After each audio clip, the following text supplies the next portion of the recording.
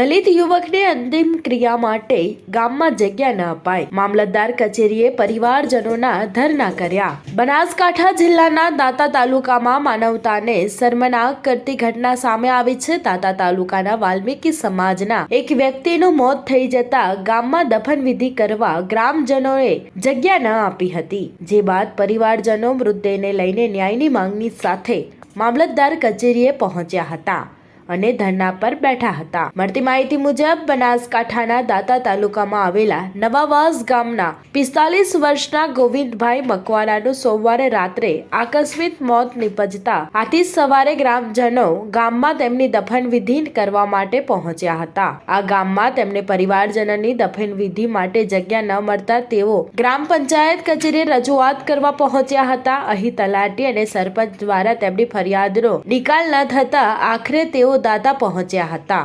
પરિવારજનો સ્વજનોના મૃતદેહને પોતાની સાથે લઈને દાંતાની મામલતદાર કચેરીએ પહોંચ્યા હતા। મોટી સંખ્યામાં કચેરી બહાર એકઠા થયેલા લોકોએ ન્યાયની માંગણી કરી હતી। તો સાંભળો મૃતકના પરિવારજનો શું કહી રહ્યા છે। હું નવાસ ગામનો વતની છું અને મારા ભાઈ ગઈકાલે એક્સપાયર થઈ ગયા, તો ત્યારે અમે સરપંચને જાણ કરી હતી 2 વર્ષ પહેલાં કે અમારા સહની સમસણ તમને સમસણની સુવિધા કરી આલો, તો સરપંચે કોઈ મગજ પર લીધું ના કે આજે કરશો કાલે કરશો એમ કરીને અમે કંટાળેલા હવે પછી અમે કંટાળીને સરકારશ્રી જોડે અમે આવ્યા છીએ કે હવે જે અમને આ કરાવી એ સરકારને ખબર હોય। આ માગણી લેવા માટે કે અમે ગામના વતની છીએ, અમે સમાજના વતની છીએ કે સરકારના વતની કે અમે બધું લાઇટ બિલ બધું ભરીએ છીએ, તો અમારે કેમ નહીં સમસણ હરેક જ્ઞાતિના હોવો જોઈએ, તો અમારે કેમ નહીં? તો અત્યારે મામલતદાર કચેરીમાં શું કરવા માટે આવ્યો છો તમે? અમે માગણી માટે। મારું નામ ઈશ્વરભાઈ ભીખાભાઈ।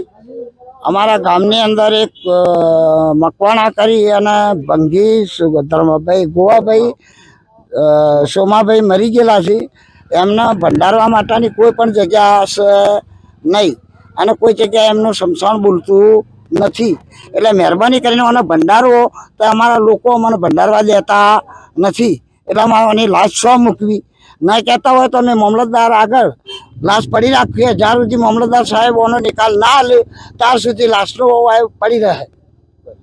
ભાઈ છે, હું સુદાસના ગામનો વતની છું અને અહીંયા નવાસ ગામે અમે ક્યાંના અમારા સંબંધીના લાકડા નિમિત્તે આવેલા હતા, તો અહીંયા જગ્યા તેમને સ્મશાન માટે કોઈ પણ જાતની નથી, તો તે માટે અમારી ક્યાંના પંચાયતમાં પણ અમે પણ અમારા સગા સંબંધની સાથે ક્યાંના પંચાયતવાળાને પણ રજૂઆત કરી, તેમને પણ આ બાબતે કોઈ સોલ્યુશન આપેલ નહીં।